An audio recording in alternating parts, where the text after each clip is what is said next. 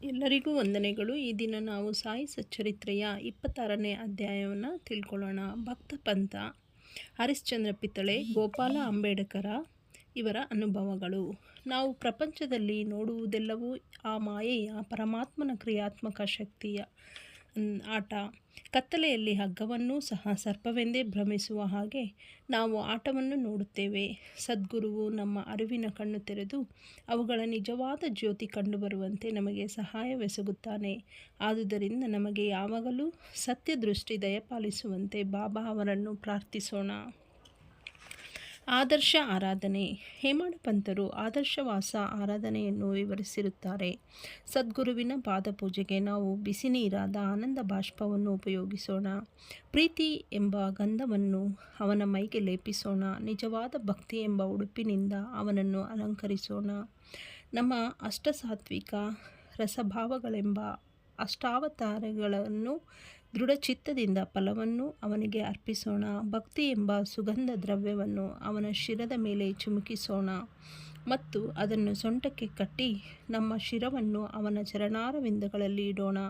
ಈ ರೀತಿಯಾದ ಸರ್ವಾಭರಣಗಳಿಂದ ಅವನನ್ನು ಅಲಂಕರಿಸಿದ ನಂತರ ಶಕೆಯನ್ನು ಹೋಗಲಾಡಿಸಲು ಭಕ್ತಿ ಎಂಬ ಚಾಮರವನ್ನು ಬೀಸೋಣ. ಇಂಥ ಆರಾಧನೆಯ ನಂತರ ನಮ್ಮ ಮನಸ್ಸನ್ನು ಅಂತರ್ಮುಖಿಸು. ಸತ್ಯ ಮಿಥ್ಯೆಗಳಿರುವ ವ್ಯತ್ಯಾಸ ವಿವೇಚಿಸುವ ಸಾಮರ್ಥ್ಯ ನಮಗೆ ದಯಪಾಲಿಸಿ ಪ್ರಾಪಂಚಿಕ ವಸ್ತುಗಳ ಭೋಗಾಪೇಕ್ಷೆಗಳಲ್ಲಿ ವಿರಕ್ತಿಯನ್ನುಂಟು ಮಾಡಿ ಆತ್ಮಜ್ಞಾನವನ್ನು ಹೊಂದಲು ಸಹ ಮಾಡು. ನಾವು ನಮ್ಮ ತನು ಮನ ಧನಗಳೆಲ್ಲವನ್ನೂ ನಿನಗೆ ಅರ್ಪಿಸಿ ಶರಣಾಗತರಾಗಿದ್ದೇವೆ. ನಮಗೆ ಸುಖ ದುಃಖಗಳ ಅನುಭವ ದೊರೆಯುವಂಥ ನೇತ್ರಗಳನ್ನು ದಯಪಾಲಿಸು ಮತ್ತು ನಮ್ಮ ನೇತ್ರಗಳನ್ನು ನಿನ್ನ ನೇತ್ರಗಳಂತೆಯೇ ಮಾರ್ಪಡಿಸು. ನಿನ್ನ ಮನಸ್ಸಿಗೆ ಬಂದಂತೆ ನಮ್ಮ ದೇಹ ಮತ್ತು ಮನಸ್ಸನ್ನು ಹತೋಟಿಯಲ್ಲಿಡು. ನಮ್ಮ ಮನಸ್ಸು ನಿನ್ನ ಪಾದಗಳಲ್ಲಿ ಶಾಂತಿಯಿಂದಿರಲಿ ಎಂದು ನಾವೆಲ್ಲರೂ ಪ್ರಾರ್ಥಿಸೋಣ. ಭಕ್ತ ಪಂಥ. ಬೇರೊಬ್ಬ ಗುರುವಿನ ಶಿಷ್ಯರಾದ ಪಂಥ ಎಂಬುವರು ಒಮ್ಮೆ ಶಿರಡಿಗೆ ಬರುವ ಸಂದರ್ಭ ಬಂದಿತು. ಅವರಿಗೆ ಶಿರಡಿಗೆ ಬರುವ ಮನಸ್ಸು ಇದ್ದಿರಲಿಲ್ಲ. ಆದರೆ ಮಾನವನು ಎಣಿಸುವುದೊಂದು, ದೈವ ಬಗೆಯುವುದೊಂದು. ಅವರು BVCI ರೈಲಿನಲ್ಲಿ ಪ್ರಯಾಣ ಮಾಡುತ್ತಿದ್ದಾಗ ಶಿರಡಿ ಯಾತ್ರಿಕರ ಪರಿಚಯವಾಯಿತು. ಅವರೆಲ್ಲರೂ ಇವರನ್ನು ಶಿರಡಿಗೆ ಬರಬೇಕೆಂದು ಬಲವಂತ ಮಾಡಿದರು. ಉಪಾಯವಿಲ್ಲದೆ ಒಪ್ಪಿಕೊಳ್ಳಬೇಕಾಯಿತು. ಅವರೆಲ್ಲರೂ ಮುಂಬಯಿಯಲ್ಲಿ ಇಳಿದರು. ಆದರೆ ಪಂಥರು ವಿರಾರಿನಲ್ಲಿ ಇಳಿದು ತಮ್ಮ ಗುರುವಿನ ಅಪ್ಪಣೆ ಪಡೆದು ಪುನಃ ಯಾತ್ರಿಕರ ಗುಂಪನ್ನು ಸೇರಿ ಶಿರಡಿಗೆ ಬಂದರು. ಮಾರನೆಯ ದಿನ ಮಸೀದಿಗೆ ಬಂದರು. ಬಾಬಾರವರ ಹತ್ತಿರ ನೆರೆದಿದ್ದ ಭಕ್ತರ ಸಮುದಾಯವನ್ನು ಕಂಡು ಎಲ್ಲರೂ ಆನಂದಿಸಿದರು. ಆದರೆ ಪಂಥರು ಮಾತ್ರ ಮೈಮರೆತು ಮೂರ್ಛೆ ಹೋದರು. ಅವರನ್ನು ಮೂರ್ಛೆಯಿಂದ ಎಚ್ಚರಿಸಲು ಬಹಳ ಜನರು ಪ್ರಯತ್ನಪಟ್ಟರು. ನಂತರ ಬಾಬಾ ಅವರು ದಯೆಯಿಂದ ಅವರ ಮೇಲೆ ನೀರು ಚಿಮುಕಿಸಲು ಪ್ರಜ್ಞೆ ಬಂದು ನಿದ್ರೆಯಿಂದ ಕಣ್ಣು ತಿಕ್ಕುತ್ತಾ ಎದ್ದು ಕುಳಿತರು. ಇವರು ಬೇರೊಬ್ಬ ಗುರುವಿನ ಭಕ್ತರೆಂದು ಅರಿತ ಸರ್ವಜ್ಞರಾದ ಬಾಬಾ ಅವರಿಗೆ, ಏನೇ ಬರಲಿ ನಿನ್ನ ಆಧಾರ ಗುರುವನ್ನು ಭದ್ರವಾಗಿ ಹಿಡಿದುಕೋ, ಬಿಡಬೇಡ, ನಿಶ್ಚಲನಾಗಿ ಅವನೊಡನೆ ಐಕ್ಯವಾಗಿರು ಎಂದು ಹೇಳಿ ಅವರಿಗೆ ತಮ್ಮ ಗುರುವಿನಲ್ಲಿದ್ದ ನಂಬಿಕೆಯನ್ನು ದೃಢಪಡಿಸಿದರು. ಪಂಥರು ಈ ಮಾತಿನ ಅರ್ಥವನ್ನು ಗ್ರಹಿಸಿ ತಮ್ಮ ಗುರುಗಳನ್ನು ಸ್ಮರಿಸಿದರು. ಬಾಬಾರವರ ಈ ದಯೆಯನ್ನು ಪಂಥರು ತಮ್ಮ ಜೀವಮಾನದಲ್ಲಿ ಮರೆಯಲೇ ಇಲ್ಲ. ಹರಿಶ್ಚಂದ್ರ ಪಿತಳೆ. ಮುಂಬಯಿ ಹರಿಶ್ಚಂದ್ರ ಪಿತಳೆಯವರ ಮಗನಿಗೆ ಆಗಾಗ್ಗೆ ಮಲರೋಗ ಬರುತ್ತಿತ್ತು. ಪರದೇಶಿ ಮತ್ತು ಆಯುರ್ವೇದ ವೈದ್ಯರಿಂದ ಔಷಧ ಕೊಡಿಸಿದರೂ ಗುಣ ಕಂಡುಬರಲೇ ಇಲ್ಲ. ಸಂತರನ್ನು ಮೊರೆ ಹೋಗುವ ಒಂದೇ ಒಂದು ಚಿಕಿತ್ಸಾ ಕ್ರಮ ಉಳಿಯಿತು. ದಾಸಗಣು ಅವರ ಕೀರ್ತನೆಯಿಂದ ಬಾಬಾರವರ ಕೀರ್ತಿ ಮುಂಬಯಿ ಪ್ರಾಂತ್ಯದಲ್ಲೆಲ್ಲ ಹರಡಿತೆಂದು ಈ ಮೊದಲೇ ತಿಳಿಸಲಾಗಿದೆ. ಈ ಕೀರ್ತನೆಗಳನ್ನು ಕೇಳಿದ ಪಿತಳೆಯವರು ಬಾಬಾ ಅವರ ದರ್ಶನ ಮಾತ್ರದಿಂದಲೇ ಸರ್ವ ರೋಗ ನಿವಾರಣೆಯಾಗುತ್ತದೆ ಎಂದು ಭಾವಿಸಿ ಒಂದು ಬುಟ್ಟಿ ತುಂಬ ಹಣ್ಣುಗಳನ್ನು ತೆಗೆದುಕೊಂಡು ಕುಟುಂಬ ಸಮೇತ ಶಿರಡಿಗೆ ಬಂದರು. ಮಸೀದಿಗೆ ಹೋಗಿ ತಮ್ಮ ರೋಗಪೀಡಿತ ಮಗನನ್ನು ಬಾಬಾ ಅವರ ಪಾದಗಳ ಬಳಿ ಮಲಗಿಸಿ ಅವರ ಮುಂದೆ ಧ್ಯಾನಾಸಕ್ತರಾಗಿ ಕುಳಿತರು.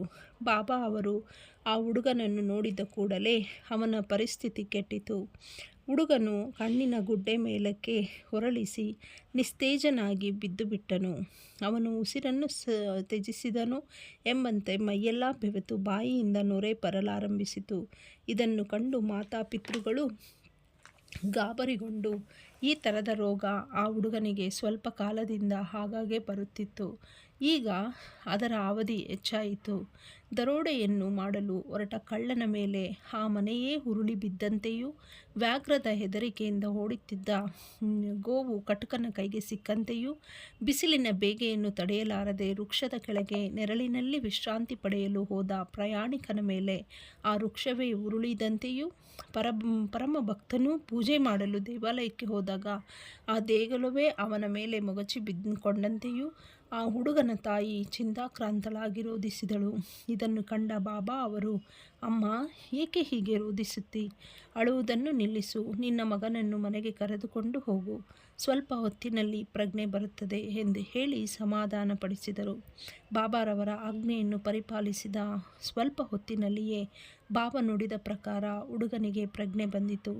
ನಂತರ ಅವರೆಲ್ಲರೂ ಅನುಮಾನ ರಹಿತರಾಗಿ ಬಾಬಾರವರ ಬಳಿಗೆ ಹೋಗಿ ನಮಸ್ಕರಿಸಿದರು. ಆಗ ಬಾಬಾ ಅವರು, ನಿಮ್ಮ ಅನುಮಾನ ಶಂಕೆ ಎಲ್ಲವೂ ಈಗ ದೂರವಾದವೇ? ಶಾಂತಿ ಹೊಂದಿದ್ದೀರಾ? ಈ ಶ್ರೀಹರಿಯಲ್ಲಿ ದೃಢವಾದ ನಂಬಿಕೆ ಮತ್ತು ಅಚಲ ವಿಶ್ವಾಸ ಇಟ್ಟವರನ್ನು ಅವನು ಕಾಪಾಡುವನು ಎಂದರು. ನಂತರ ಪಿತಳೆಯವರು ಎಲ್ಲರಿಗೂ ಸಿಹಿ ತಿನಿಸನ್ನು ಹಂಚಿದರು.